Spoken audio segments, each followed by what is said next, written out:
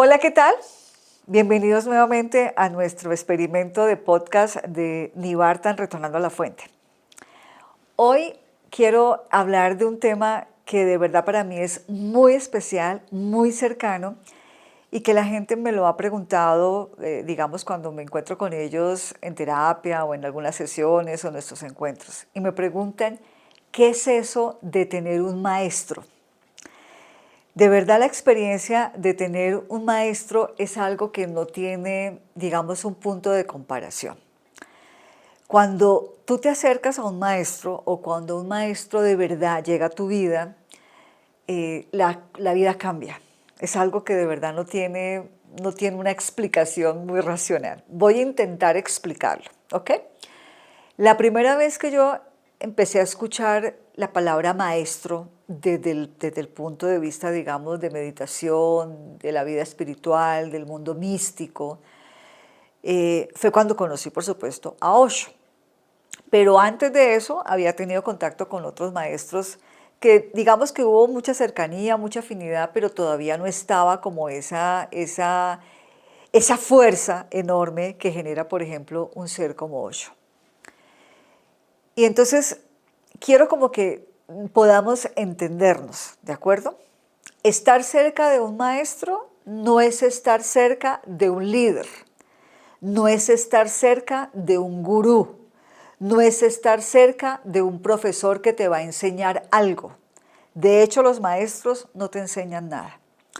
Pareciera que te enseñan, pero en verdad lo que hacen es destruir absolutamente toda la información que está contenida en ti. Hay un libro maravilloso de Osho, por supuesto. Bueno, quiero también aclarar que los libros de Osho, los que hemos podido, digamos, conocerlos, leerlos, acercarnos, los libros de Osho no son libros escritos por él. Son traducciones que se hicieron de sus conversaciones, de las charlas que él hacía, obviamente, en su espacio. Entonces, las conversaciones fueron adaptadas y por eso ustedes van a encontrar preguntas y respuestas en medio de esos libros. El libro que les quiero conversar hoy se llama Y la hierba crece sola y la primavera llega. Creo que es más o menos así el título. Es una historia donde él relata todas esas cercanías que están con el Zen, con el Zazen, esa conversación que hay entre maestro y discípulo. Y yo de verdad quiero que de pronto, si ustedes de verdad están interesados en esa cercanía, en esa búsqueda de su vida interior, es muy importante que empiecen a buscar un maestro, de verdad un maestro. De las cosas más lindas que de pronto Osho explica en este libro es que hay dos maneras de acercarte a un maestro. Una, que tú busques al maestro, tú eliges al maestro, te acercas al maestro y empiezas a ser un discípulo. La segunda es el maestro te elige como discípulo y obviamente él hará todo lo posible para que seas tú el que creas que fuiste tú el que lo eligió a él. Es una cosa ahí un poco misteriosa, pero es muy bella. Pero ¿qué significa realmente estar cerca de un maestro? Cuando estás cerca de un maestro, digamos de manera voluntaria, amorosa, compasiva, sincera, honesta, empiezan a pasar cosas muy maravillosas. La primera de ellas es que tú no puedes estar frente a un maestro de manera agresiva. ¿Qué significa agresiva? Es decir, la gente se confunde y entonces, digamos en la universidad, en el colegio, uno tiene problemas con una materia, va mal y entonces uno empieza a tener como acercarse al maestro, ay, profe, mira, ayúdame, explíqueme este tema, no sé qué, es que no entiendo. Y entonces uno empieza a ver como una relación de apoyo, de ayuda, ¿de acuerdo? Y entonces ese profesor pues te ayuda en la materia y de pronto tú pasas la materia, ¿ok? En esa relación de un verdadero maestro con un discípulo no funciona así. Él no te va a ayudar en nada, digamos, en nada que tenga que ver con tu estructura, con tu personalidad, con tu personaje, con tu historia.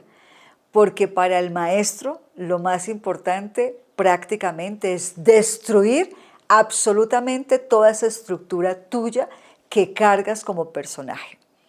Entonces ahí empezamos a comprender. Cuando tú de verdad estás dispuesto a acercarte a un verdadero maestro, no esperes ni un tocadito de hombro, ni un abracito diciéndote, pobrecito tú, ¿cómo has sufrido en este mundo?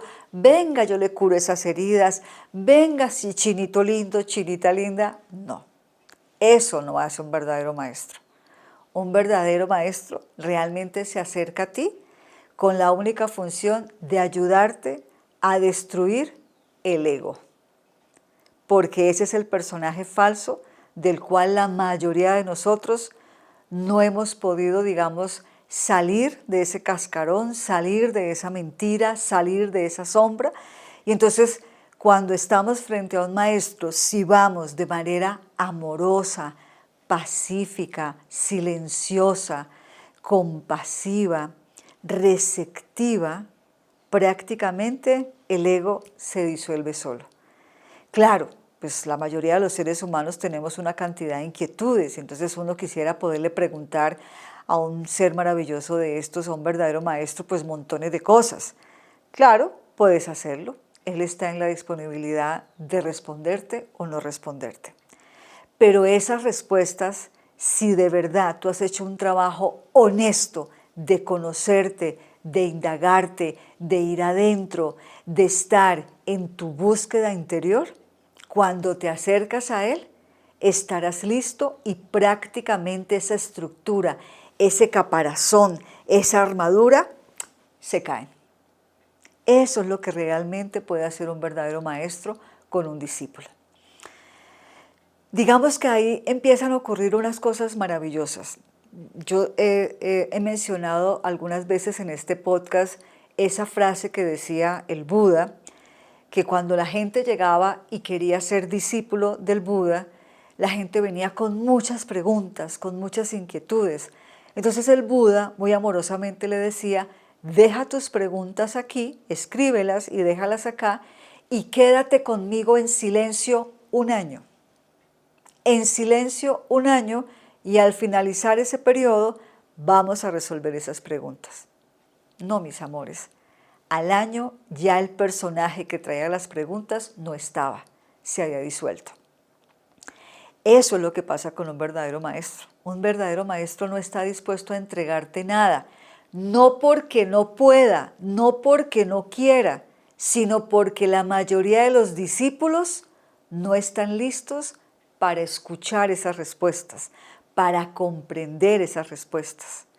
Estamos tan llenos de contenido que es muy difícil poder, digamos, recibir esa información. Ahora, no es que suceda así, no es que el maestro le entregue algo y el discípulo lo reciba, porque no es de esa manera. Hay otra historia zen muy linda. Hace muchos años llegó un discípulo ante la casa de un maestro y el discípulo le dijo, maestro, es que yo quiero ser discípulo suyo. Entonces el maestro le dijo, claro, siéntate, hijo. Entonces él empezó a servir una taza de té. Entonces el maestro empezó a servir la taza y la taza se empezó a rebosar de la taza. Entonces el discípulo le dijo, no, no, no, maestro, ¿qué está haciendo? Se está derramando el té. Y entonces el maestro le dijo, así está tu mente.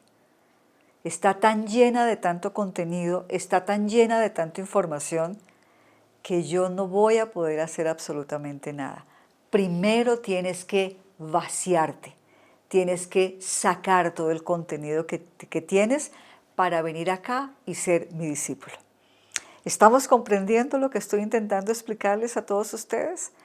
Para la mayoría de la gente buscan más bien líderes, gurús, salvadores, alguien que los ayude para poder cargar su carga, o como decía Jesús, para poder cargar la cruz. No, mis amores, un verdadero maestro no te va a ayudar ni a cargar esas cargas, ni a lidiar de alguna manera con tus problemas o situaciones. Para los maestros no existen los problemas, no existe ni siquiera la cruz. Realmente lo que existe es vacío. Entonces, ante un verdadero maestro, lo que tú puedes vivir y experimentar es una profundidad y un vacío y una conexión tan intensa que solo queda el silencio. Y entonces Osho lo que dice es, cuando estás cerca de un maestro, es que el fuego interior de ese ser, de ese maestro, es tan intenso que si tú estás listo o estás lista, la llama de este ser salta automáticamente a tu recipiente. Y ahí vas a poder empezar a tener tu propia luz. Pero eso no depende ni del maestro ni del discípulo. Eso de alguna manera depende de la existencia. Porque es que aquí es donde empezamos a confundirnos. Aquí creemos que un maestro es como una especie de erudito que se las sabe todas. No, mis amores. El verdadero maestro, claro que sabe, pero no le interesa que los demás le aplaudan esa sabiduría. De hecho, aquí lo he mencionado también varias veces, esa fue la enseñanza de Sócrates. Solo sé que nada sé, sabiendo todo lo que realmente sabía. ¿Ok? Pero ahí es donde viene esa diferencia entre el verdadero maestro que no le interesa que le aplauden lo que sabe. En cambio, los líderes, los famosos, los exitosos, los gurús, sí les interesa ese reconocimiento. Entonces, hoy quiero invitarlos, de verdad. Ustedes saben que yo sigo a un maestro vivo, iluminado, que se llama Satyapren. No es mi interés que lo sigan, ¿de acuerdo? Pero si ustedes están en búsqueda de un maestro, es una opción. Si no es él, busquen, busquen y déjense tocar por un verdadero maestro. No se dejen engañar por falsos líderes, por falsos maestros, que por desgracia en este momento hay montones. Y ellos no les van a llevar al verdadero despertar que todos estamos buscando. Namaste.